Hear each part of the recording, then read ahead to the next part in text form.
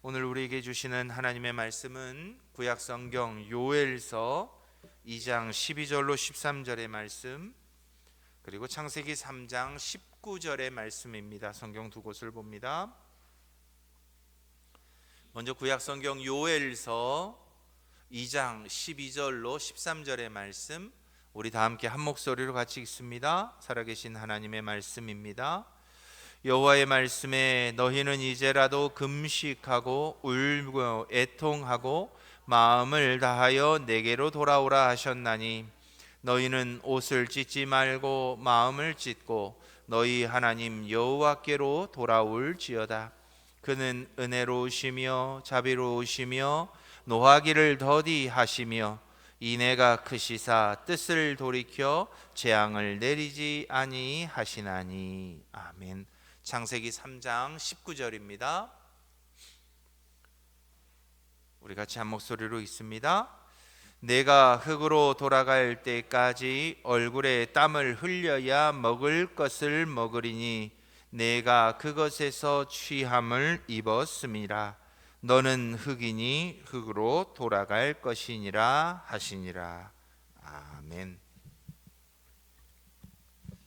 오늘은 사순절의 시작을 알리는 제2의 수요일입니다. 기독교 역사를 보면 아주 오랫동안 이 부활절을 준비하면서 40일 동안 예수님의 고난을 기억하는 시간을 가졌습니다. 그 기간을 우리는 사순절이라고 부르죠. 그 시작인 오늘, 우리는 예배 중에 손등에 제2의 물을 바르는 예식을 거행했습니다. 초대교회는 작년 종려 주일에 예수님을 환영하며 호산나를 외치며 흔들었던 종려나무 가지들을 모아서 그 태운 가루를 1년 동안 보관을 합니다. 그리고 제2의 수요일인 오늘 그 재로 물을 만들어 성도들의 이마나 손등에 십자가의 형상을 그렸습니다. 상상해 보십시오. 그토록 푸르던 가지가 바짝 태워져서 불에 타더니 결국 한 줌의 검은 가루가 되었습니다. 우리는 이 잿가루에서 한 가지 분명한 메시지를 깨닫습니다.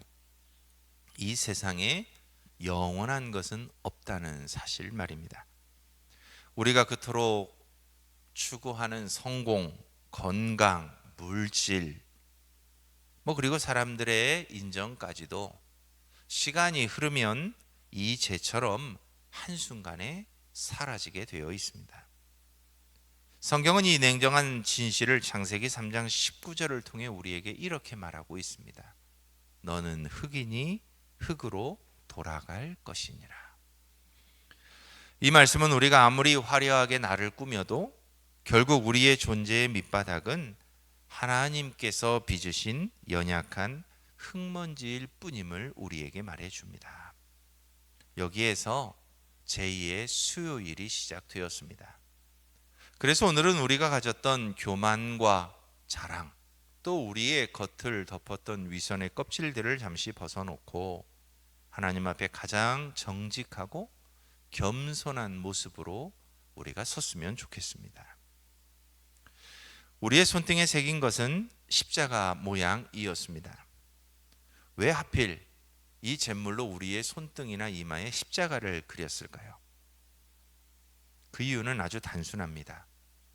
세상에 존재하는 모든 것은 다 불에 타서 사라질 수 있지만 절대로 사라지지 않을 단 하나의 흔적이 있다면 그것은 바로 예수 그리스도의 십자가이기 때문입니다. 그래서 오늘 이 시간은 우리는 꼭 두 가지 사실을 마음 가운데 새겼으면 좋겠습니다. 먼저, 나는 내 힘만으로는 살 수 없는 흙과 같은 존재구나 라는 사실이고요. 다른 하나는 그런 먼지 같은 나도 우리 하나님은 참 사랑하시는구나. 예수 그리스도께서 나를 위해 십자가에 자신의 목숨을 버리실 만큼 하나님은 우리를 그토록 사랑하시는구나 라고 하는 이 두 가지 사실을 오늘 이 밤에 우리의 가슴에 새기고 돌아갔으면 좋겠습니다. 이제부터 시작되는 40일의 사순절의 여정은 내 마음의 먼지는 털어내고 그 위에 새겨진 십자가를 더욱 선명하게 발견하는 여정이 되었으면 좋겠습니다. 허물과 죄로 가득한 나를 죽이고 예수 그리스도로 다시 사는 이 거룩한 여정에 우리들 모두가 참여했으면 좋겠습니다. 그래서 사순절 우리 귀 앞에 붙어 있는 글귀 뭐라고 되어 있죠? 같이 읽어봅니다. 시작. 허물로 죽은 우리 은혜로 살아나다. 40일 동안 이 말씀만 여러분들 꼭 기억하시면 좋겠습니다. 허물로 죽은 우리 은혜로 살아납니다. 오늘 하나님께서 우리 가슴에 새기기를 원하시는 첫 번째 말씀은 창세기 3장 19절 말씀이었습니다. 내가 흙으로 돌아갈 때까지 얼굴에 땀을 흘려야 먹을 것을 먹으리니 내가 그것에서 취함을 입었음이라. 너는 흙이니 흙으로 돌아갈 것이니라 하시니라. 너는 흙이니 흙으로 돌아갈 것이니라. 성경은 우리 인간의 정체성을 아주 정확하고 그렇지만 매우 단순하게 표현하고 있습니다. 너는 흙이다 라는 겁니다. 히브리어로 사람을 뜻하는 아담이라고 하는 이 말은 흙이나 땅을 뜻하는 아다마라고 하는 히브리어에서 왔습니다. 이 단어는 우리가 생각하는 저 바깥에 있는 기름진 토양, 진흙 이런 게 아니고요. 사실은 바람이 불어서 훅 하고 불면 이렇게 날아다니는 먼지 같은 흙, 이런 흙을 말할 때 이 아다마라고 하는 단어를 썼습니다. 왜 우리는 상상하기를 하나님께서 찰흙 같은 것으로 우리를 빚으시지 않았을까라고 생각을 합니다. 그렇지 않다는 거예요. 날아다니는 먼지 같은 것들을 다 모으고 모아서 만든 것이 우리 사람입니다. 우리는 이 사실을 그랬는데 너무나도 자주 잊고 삽니다. 공부를 해서 학위를 따거나 직장에서 높은 위치에 오르거나 사람들에게 박수를 받는 자리에 서게 되면 마치 자기 자신이 영원한 존재인 것처럼 착각합니다. 하지만 성경은 우리에게 매우 냉정하게 말하죠. 하나님의 생기, 하나님의 숨결이 떠나가는 순간 우리는 다시 땅으로 돌아가야 하는 아무것도 아닌 존재, 먼지와도 같은 존재라고 말합니다. 이것은 단순히 언젠가는 죽습니다라고 하는 생물학적인 경고가 아닙니다. 여기에는 아주 깊은 신앙 고백이 담겨져 있습니다. 인간은 스스로를 살릴 수도 없고 스스로의 가치를 결정할 수도 없는 절대적으로 무력한 존재라고 하는 건 말입니다. 여러분, 흙은 어떤 특징을 갖고 있을까요? 흙은 스스로 모양을 만들지 못합니다. 흙이 스스로 나는 오늘 좀 사람들이 쓰기 좋은 그릇이 되어야겠다. 그래서 그릇이 나오지 않습니다. 혹은 사람들이 보기에 좋은 화병이 좀 되어야 되겠다. 그렇다고 해서 흙 스스로 자신이 화병이 되어서 나오지도 못합니다. 불가능합니다. 오직 토기장이의 손길이 닿고 그 토기장이의 손가락이 움직일 때에야 비로소 흙은 가치 있는 그릇으로 만들어집니다. 그래서 이사야 선지자는 이 원리를 우리에게 이렇게 선포합니다. 여호와여, 이제 주는 우리 아버지시니이다. 우리는 진흙이요 주는 토기장이이시니 우리는 다 주의 손으로 지으신 것이니이다. 하나님은 우리의 토기장이가 되셔서 우리들 한 사람 한 사람을 당신의 손길로 지으셔서 의미 있고 가치 있는 존재가 되었다고 말씀합니다. 왜 이렇게 우리의 인생이 참 고달프고 힘겹게만 느껴지는 걸까요? 질병 앞에서, 때로는 우리의 실패 앞에서, 매번 반복되는 나쁜 습관과 죄의 유혹 앞에서 우리는 왜 그토록 쉽게 무너질까요? 이유는 간단합니다. 우리는 본질적으로 아무 가치 없는 흙이기 때문에 그렇습니다. 내 힘으로 인생을 멋지게 빚어보려고 하지만 우리들의 힘과 능력만으로는 우리의 인생을 결코 멋들어지게 빚을 수 없는 그런 무익한 존재, 연약한 존재가 바로 우리들이기 때문에 그렇습니다. 토기장이신 하나님의 손길을 거부하면 우리들 스스로는 결코 멋지고 성공적인 인생을 빚어낼 수 없는 이유가 바로 여기에 있습니다. 그래서 제 수요일은 단순하고 우울하게 그냥 죽음을 묵상하는 날이 아닙니다. 오히려 왜 하나님이 굳이 흙먼지 같은 나를 이 땅에 우리를 찾아오셔서 우리에게 당신의 은혜를 베풀어 주셨을까를 깊이 묵상하는 날입니다. 창조주 하나님이 피조물인 인간을 구원하기 위해 선택하신 방법은 참 충격적이었습니다. 스스로를 구원할 능력이 전혀 없는 흙덩이들을 위해서 하나님이 직접 흙의 몸을 입으셨습니다. 그리고 우리 곁으로 내려오셨습니다. 이것을 우리는 성육신이라고 말합니다. 생명의 근원이신 분이 죽을 수밖에 없는 흙의 몸을 입으셨고 결국 우리 대신 흙 속에 파묻히셨습니다. 우리가 받아야 할 흙으로 돌아가리라는 저주를 예수님이 십자가에서 대신 받으셨습니다. 사순절은 바로 이 처절한 내가 누구인가라고 하는 자기 인식에서부터 시작되어야 합니다. 하나님, 저는 먼지입니다. 저는 흙입니다. 주님의 손길이 닿지 않으면 한순간도 가치 있는 인생을 살아갈 수 없는 존재가 바로 저입니다. 라고 하는 우리들 스스로의 고백이 그래서 이 밤에는 우리에게 필요합니다. 사랑하는 새길교회 성도 여러분, 내가 먼지임을 인정할 때 비로소 우리는 하나님이 우리를 다스리시고 만지시는 손길을 경험하게 됩니다. 시편 103편 14절은 그래서 우리에게 이렇게 말합니다. 이는 그가 우리의 체질을 아시며 우리가 단지 먼지뿐임을 기억하심이로다. 하나님은 우리가 고백하지 않아도 이미 우리가 먼지와도 같은 존재인 것을 알고 계십니다. 그래서 우리를 정죄하시는 대신 하나님은 그런 우리들이 하나님의 손길 아래 다시금 빚어질 수 있도록 그 사랑하는 아들을 우리를 위해 보내주셨습니다.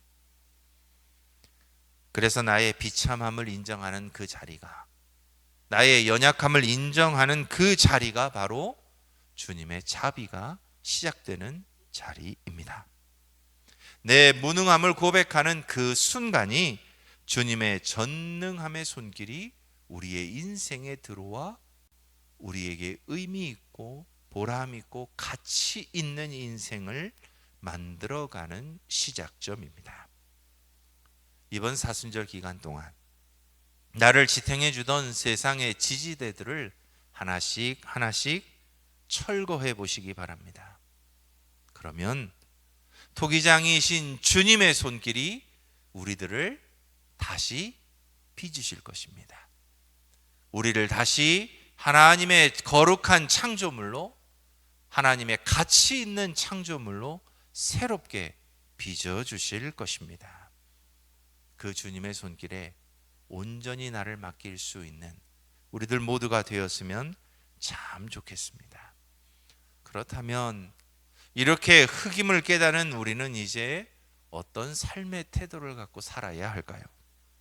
선지자 요엘은 우리에게 이렇게 말해주고 있습니다. 2장 13절입니다. 너희는 옷을 찢지 말고 마음을 찢고 너희 하나님 여호와께로 돌아올지어다. 여기서 옷을 찢는 행위는 고대 근동 사회에서 인간이 표현할 수 있는 가장 극단적인 슬픔, 고통, 아픔, 그리고 수치심을 드러내는 행위였습니다.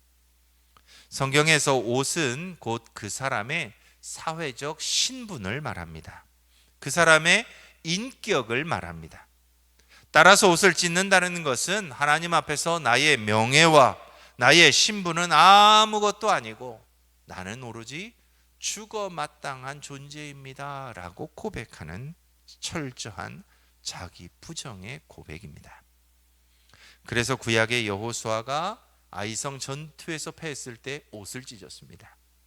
히스기야 왕이 국가적 위기를 맞이하였을 때 옷을 찢고 하나님 앞에 엎드려 울었다고 성경은 기록합니다.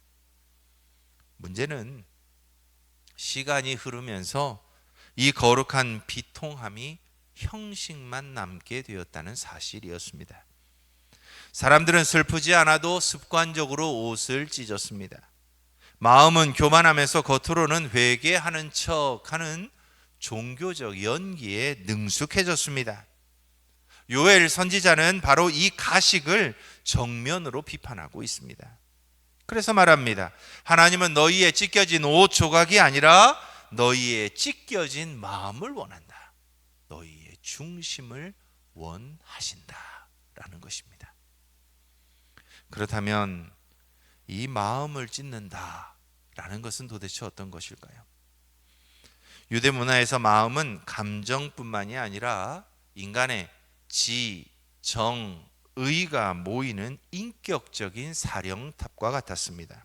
즉 마음을 찢으라는 것은 내 삶의 방향을 결정하는 주권적 자의식을 다 내려놓으라는 뜻입니다. 그래서 마음을 찢는다는 것은 완악함에 대한 하나님의 심판을 기억하고 그 하나님의 심판 앞에서 자기 자신을 온전히 맡기는 것을 의미했습니다.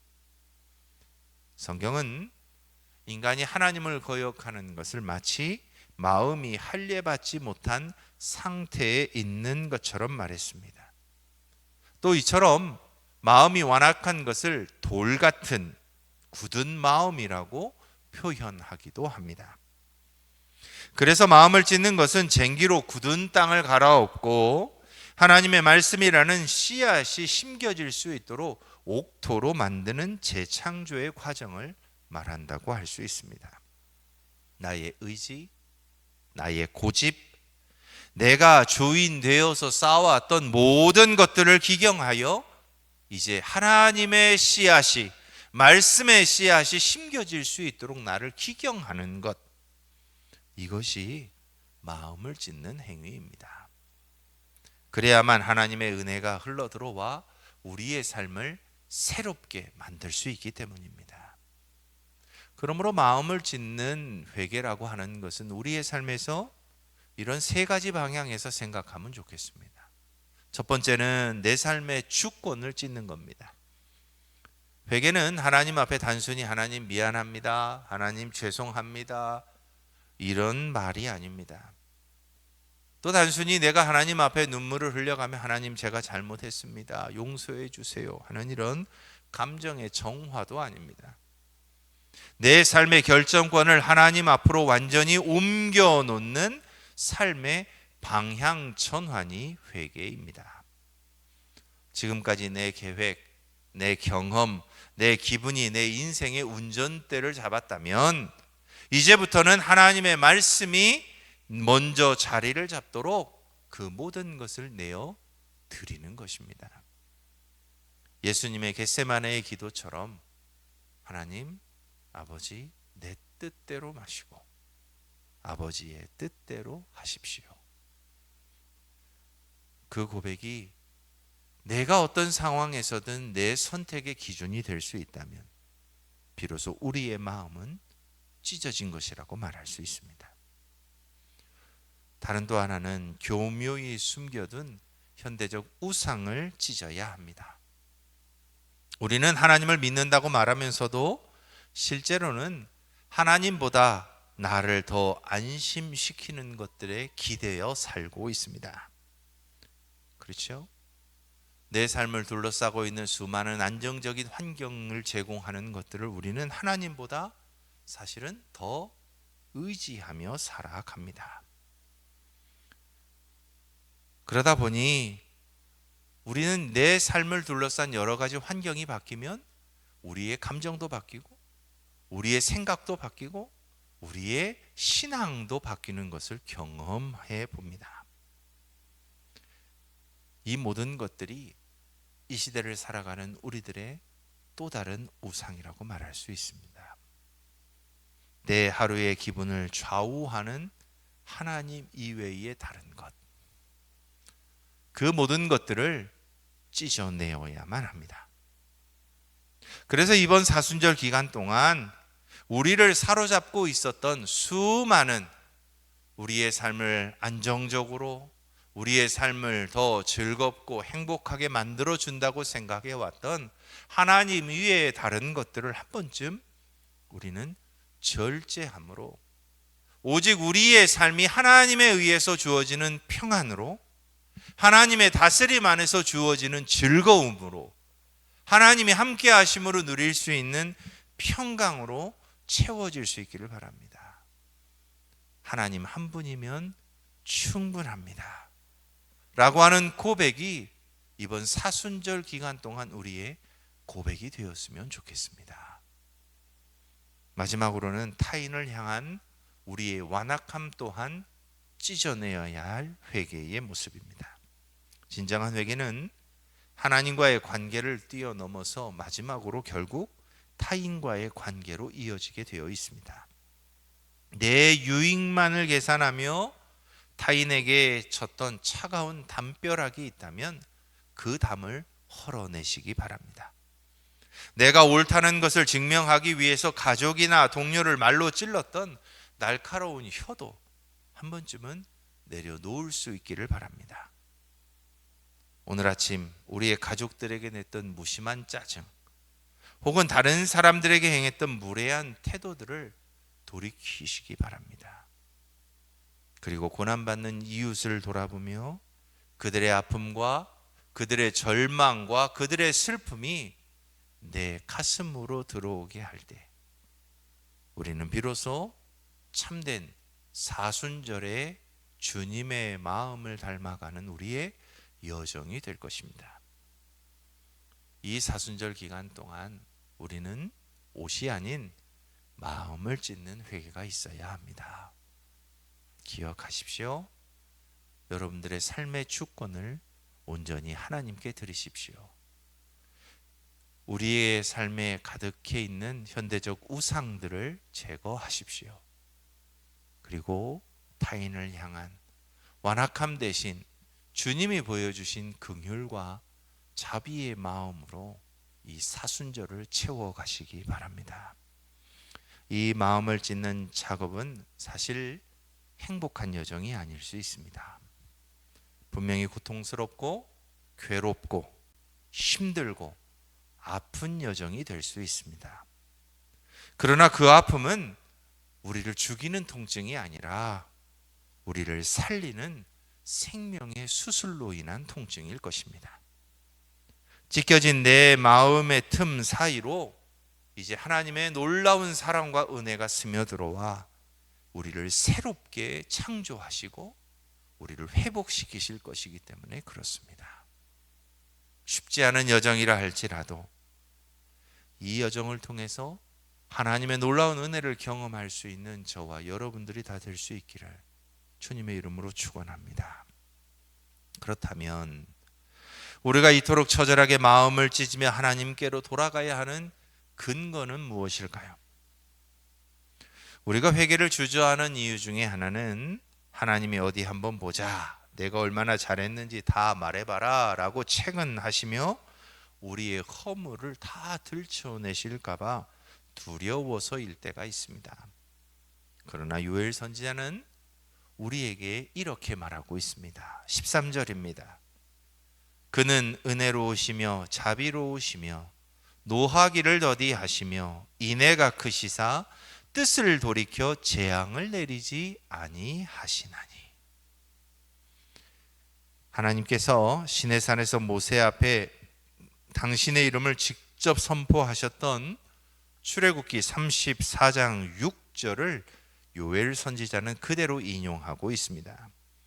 요엘은 지금 새로운 이야기를 하고 있는 게 아닙니다. 이스라엘 백성들이 금송아지를 만들어서 배반했을 그때에 그들을 포기하지 않으시고 그들에게 여전히 자비와 긍휼과 인애를 베풀고 계셨던 그 하나님, 그 하나님이 지금 이 시대에도 우리의 죄악 가운데 여전히 은혜로우시고 자비로우시고 노하기를 더디하시고 인애가 크셔서 뜻을 돌이켜 재앙을 내리지 아니하시는 하나님 되심을 요엘은 말하고 있습니다. 이 말씀 가운데 우리가 그래서 꼭 기억해야 할 단어는 인애입니다. 우리가 너무나 잘 알죠. 헤세드라고 하는 단어입니다. 이 인애라고 하는 것은 우리의 형편이 어떻든, 우리의 상태가 어떻든, 우리가 하고 있는 행동이 어떻든 그 모든 것과 상관없이 끝까지 신실하게 우리를 사랑하시는 하나님의 그 마음, 끝까지 우리를 품어주시는 그 하나님의 언약적인 사랑을 말할 때 이 인애라고 하는 단어를 사용했습니다. 이것을 우리는 지금 뭐라고 부르냐 하면 은혜라고 말합니다. 사랑하는 성도 여러분, 은혜는 내가 자격을 갖추었을 때 주어지는 것이 아닙니다. 은혜는 내가 받을 만해서 받는 게 아니에요. 은혜는 내가 여전히 죄인이고 먼지와 같은 존재임에도 불구하고 아무 가치 없고 늘 하나님 앞에 하나님의 말씀대로 순종하지 않고 살아가는 존재라 할지라도 그런 우리들을 사랑한다 말씀하시는 것이 은혜입니다. 그런 우리들까지도 당신의 품에 안아주시고 나는 너를 용서한다, 나는 너를 여전히 사랑한다 말씀하시는 것이 하나님의 은혜입니다. 고대 근동의 신들, 특별히 헬라의 신들은 매우 변덕스러웠습니다. 그들은 인간이 실수하거나 인간이 잘못하거나 인간이 혹여나 그 신들을 배신하면 즉각적으로 반응을 했습니다. 그래서 그들에게 벌을 주었죠. 그러나 우리가 믿는 하나님은 뜻을 돌이켜 재앙을 내리지 아니하시는 하나님이십니다. 그 어떤 상황에서도 자비로우시고 은혜로우시고 노하기를 더디하시고 인애가 크신 하나님이십니다. 그래서 우리는 이 사순절 기간 동안에 하나님 앞에 회개하며 나아갈 수 있는 겁니다. 사랑하는 성도 여러분, 우리 하나님은 우리를 심판하시는 것보다 우리를 구원하시고 우리에게 은혜를 주시기를 더 기뻐하시는 하나님이십니다. 그래서 우리는 이 사순절 기간 동안 그 하나님의 은혜를 기억하며 반드시 이것만큼은 지켜냈으면 좋겠습니다. 먼저 자기 의라는 가짜 옷은 벗어내십시오. 누가복음 15장의 탕자가 집으로 돌아올 때 그는 아버지에게 무엇이든지 해줄 수 있다고 생각하지 않습니다. 그래서 그는 이렇게 고백하지요. 나는 하늘과 아버지께 죄를 지었사오니 나는 이제부터 아버지의 아들이라 칭함을 받지 못하겠습니다. 그런데 그 아버지가 뭐라고 말하지요?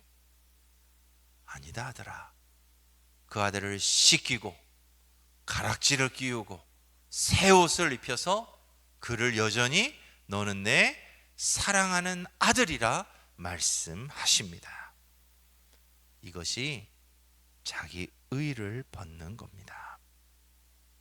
나는 저 사람보다 더 열심히 신앙생활을 해왔지, 나는 저 사람보다 더 열심히 내게 맡겨진 일들 잘 감당해왔지, 다 필요 없다는 이야기입니다. 하나님, 나는 무익한 존재입니다. 하나님, 나는 여전히 하나님 앞에 설 때마다 부끄러운 존재입니다 라고 고백하며 나오는 사람에게 하나님은 어떻게 하신다고요? 아니, 너는 내가 사랑하는 아들이고 내가 사랑하는 딸이다 라고 말씀하신다는 겁니다. 그러니 나를 포장할 만한 가짜의, 이것들은 다 벗어내는 기간이 되었으면 좋겠습니다. 두 번째로, 보혈의 공로라는 완전한 수단을 붙잡는 시간이 되었으면 좋겠습니다. 회개는 내 결심이 얼마나 단단한지를 테스트하는 기간이 아닙니다.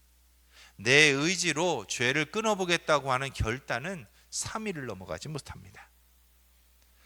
그러나 예수의 보혈은 영원히 우리에게 효력이 있습니다. 사순절 기간 동안 우리가 바라봐야 할 것은 내 결심의 굳건함이 아니라 나를 위해 그 모든 피를 흘려주신 예수 그리스도의 은혜입니다. 주님의 피가 아니면 우리는 단 1초도, 단 하루도 거룩해질 수 없습니다. 이 고백이 우리의 고백이 되어야 합니다. 그래서 우리는 십자가 그늘 아래 언제나 머물러야만 합니다. 결심이 아니라 은혜를 간구하는 사순절이 되시기 바랍니다. 내가 무언가를 해야지가 아니라 난 아무것도 할 수 없사오니, 내가 오직 주님의 십자가만을 바라보며 왔사오니 주님, 내게 은혜를 베풀어 주옵소서. 이런 고백이 우리의 사순절이 되었으면 좋겠습니다. 마지막으로, 거룩한 습관이라는 물리적인 통로가 우리 가운데 세워졌으면 좋겠습니다. 마음으로만 돌아가는 회개는 늘 공허합니다. 마음은 몸이라고 하는 그릇에 담겨져야 합니다. 세상의 소음 대신 하나님의 말씀을 읽는 짧은 시간들이라도 그 시간을 꼭 유지할 수 있기를 바랍니다. 내 고집을 쏟아내던 입술을 닫고 하나님의 형상으로 회복되는, 또 하나님의 뜻을 구하는 기도의 시간들이 생겨날 수 있기를 바랍니다.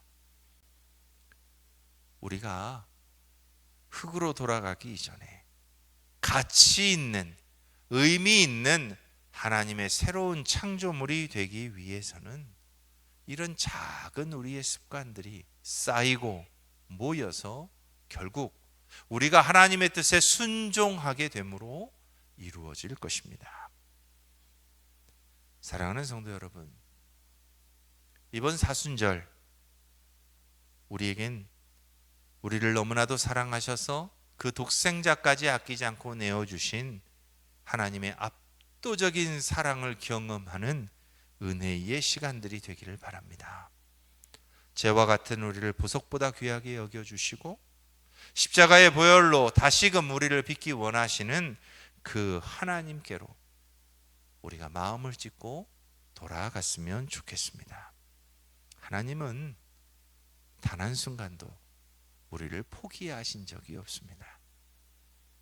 이제 우리의 손등에 새겨졌던 그 죄의 십자가를 깊이 묵상하며 흙으로 돌아가야 할 우리가 이제 하나님의 은혜 가운데 의미 있고 가치 있는 존재로 다시금 태어날 수 있게 되었음을 기억하며 예수 그리스도의 십자가를 바라보는 온전한 사순절이 될 수 있기를 바랍니다.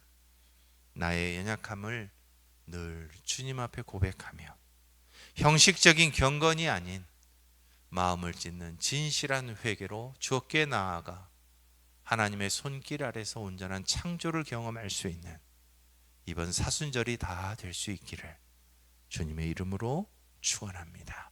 우리 함께 기도하겠습니다. 자비로우신 하나님, 오늘 우리는 우리가 흙임을 고백하며 주님 앞에 섰습니다. 세상의 화려함 속에 취해 우리가 얼마나 연약한 존재인지를 잊고 살았습니다. 주님, 이번 사순절 동안 우리의 겉옷이 아닌 우리의 마음을 찢는 은혜가 있게 하옵소서. 내가 주인 되어 살았던 고집을 내려놓게 하시고 하나님보다 사랑했던 우상들을 내려놓게 하옵소서. 죄와 같은 우리 인생에 위해 십자가 보혈을 덮어주셔서 죽음의 냄새가 아닌 그리스도의 향기가 나는 삶으로 우리를 새롭게 빚어 주옵소서. 우리를 사랑하시는 예수 그리스도의 이름으로 기도드립니다. 아멘.